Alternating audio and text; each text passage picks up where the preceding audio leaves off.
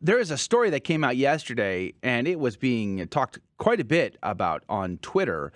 And I've seen it characterized as the most important conversion from the Church of England to the Roman Catholic Church in 100 years.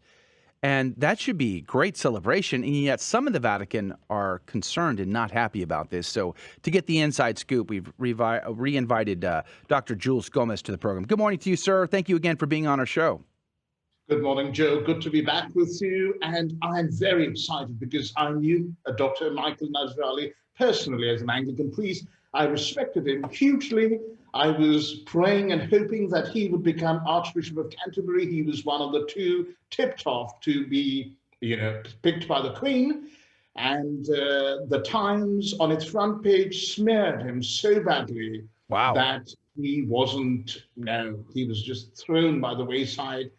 And they were so harsh on him that they even went to Pakistan. They sent their spies to Pakistan to dig up dirt on him, to discredit him, because he's a theological conservative, upholds the truth of Scripture, is not on board with the gay agenda and and particularly in Britain, of course, with the radical Islam welcome agenda. So this comes down to politics then. He's not towing the line, so therefore he gets out. Now, so let me ask you a question. Is that what led him to come to the Roman Catholic Church? Was it political? Was it theological? What was his journey like in making this decision? I suspect it was a bit of both, because you can't really separate theology and politics, particularly in this age when we're confronted with monumental evil, and much of that comes through politics.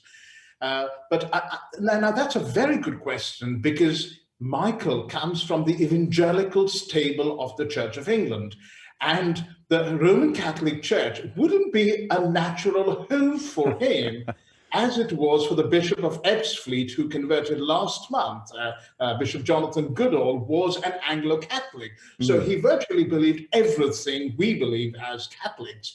But for Michael to make this, this leap across a really wide chasm shows that he's been studying, my best guess would be church history, sacramentology, theology, Mariology over the last year or so. And Michael has got three brains. He's a very, very good theologian, apart from the many, many gifts that he has. And so it would definitely have been theology, because he would never, knowing Michael, compromise theologically and cross his fingers behind his back and say he believes in something when he does not. But having said that, I suspect the big push came from the political direction of the Church of England, because very soon the Church of England in 2023, my sources tell me, with a Living in Life document that has been released, there's a sort of semi-synodical discussion going on that, is going to legalize same-sex marriages, or at least same-sex blessings, as the Church of Wales has already done. Now, there's another very important thing. Michael was responsible for the birth of GAFCON, the Global Anglican Futures Conference, which is a worldwide body of primates, archbishops from across the world, particularly Africa and Asia, who are seeking to create an alternative Anglicanism. And as an Anglican priest, I myself hoped that this would, rescue the Church, rescue global Anglicanism. However, in the last year or so, probably 2 years, GAFCON has been silent while 5 women bishops belonging to GAFCON, from provinces belonging to GAFCON, have been consecrated as women bishops, despite GAFCON putting a moratorium on this. And Michael probably realized that GAFCON was dead, basically flushed down the toilet, and it was irredeemable. And that is what pushed him to make this big move.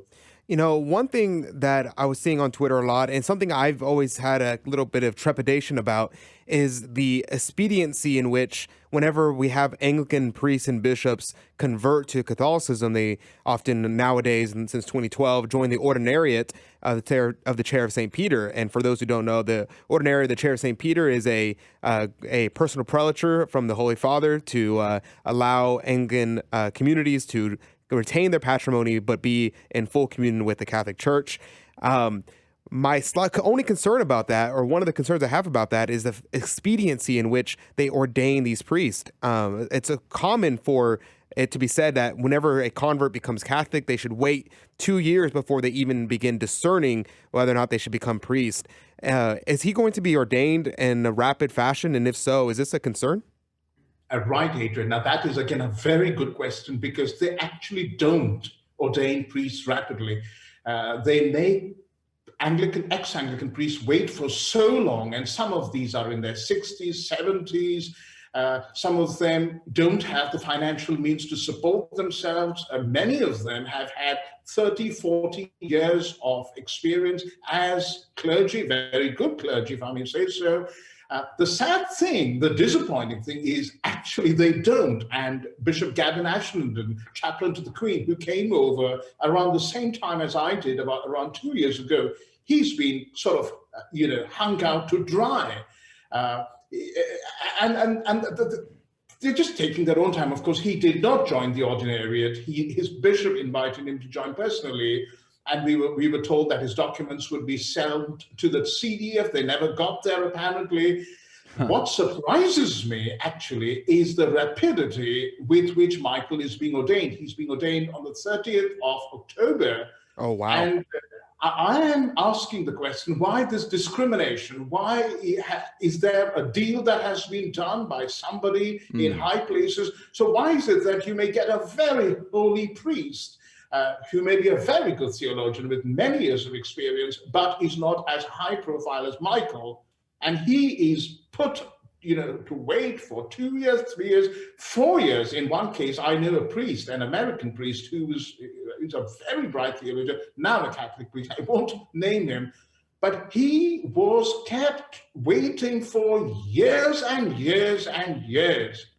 So why is this, why is there no standard regulating the admission of Anglican priests to the Catholic priesthood? I want to get to the question over the Vatican's disappointment on this, but I want to ask two other things as a follow-up to that. Gavin Ashenden, I read a report, I think a couple of months ago, about how he had influenced many Anglican priest to consider making that same trip, and I wonder if he had some influence on this particular convert. Number one, and number two, do you think that and he's a lord? I mean, Dr. Michael Nazir-Ali, is he a lord? Is that an official title he has? Well, that's amazing. Lords, yes. Do you think Lord Nazir-Ali is had to contemplate carefully the fact that he won't be a bishop, he'll only be a priest as he's married? Yes, there is a possibility, as they did, I think, with the Bishop of London, Graham Leonard, who was one of the early high-profile converts, that they will give him the title of Monsignor because he's married, as they have done with Monsignor similar Keith to Monsignor Steenson in the United States. Right, yes, exactly. Okay. And Keith Newton is the ordinary of the ordinariate, and he's virtually the bishop to all these priests. So that is what might happen to Michael Nazir-Ali. Okay. And do you think Gavin had an influence on him? I definitely think Gavin had an influence on him, because Gavin was also one of those bishops who worked very hard to see if we could create an alternative Anglicanism. And Gavin saw that, no, even alternative Anglicanism was a Titanic going down very rapidly. And when Gavin left, Michael Nazir-Ali would definitely have thought very, very hard. So let's turn to the story about the Vatican being not happy about this convert. And did the Vatican want him to stay an Anglican? And if so, why? Well, that interestingly, has come as a surprise to many people on social media. And I'm surprised by the surprise because ecumenism has been the big thing for the last 50 years. I mean, as an Anglican, I called it the biggest time waster of the last half century. But I mean, it was an Anglican. But I mean, Pope Francis is bum pals with the Archbishop of Canterbury. And why would anyone want, and if you believe in this doctrinal ecclesiastical relativism, indifferentism that has been going on and has received a massive push from Pope Francis, why would anyone be surprised? I was told, many of my Anglican Lutheran friends were told, don't come over to the Roman Catholic Church, because you need to be a witness as an Anglican. God has planted you there, placed you there, so stay an Anglican. I was also told, and many of my Anglican friends are told this, that, we don't want bigoted Anglicans like you. Wow. If you left the Church of England because you are against women's ordination, don't come here, because we are trying to take the church forward. We are fighting for women's ordination, and you're going to be a setback. You're trying to take the church back to the Middle Ages. So it comes as no surprise to me, but I've obviously had it from the highest sources that, the highest occupant of the topmost seat in the Vatican personally met when he had a private audience with Michael Nazir-Ali, tried to dissuade him from coming over. And again, that shouldn't come as a surprise, because my sources in Argentina tell me that they were very close to the Pope Francis, and he affirmed Anglican priests as Anglican priests. Now, if anybody wants to challenge me on this, I would say, well, go to Pope Francis and ask him if he would say apostolicae curiae, the 1896 declaration that was put out by Pope Leo XIII, declaring Anglican orders absolutely null and void. Is he going to overturn that, as he overturned Pope Benedict's Traditionis Custodes? So that's my challenge to you, to those people. Yeah. Well, I don't know what the confusion is. I mean, go forth and make disciples of all nations. Kind of seems clear to me, but I'm not a pope, so what would I know? What do you know? Now, so he's going to be ordained on the October 30th, and then any idea where will he serve right where he's at in the Anglican ordinariate? Will he move? Any ideas there?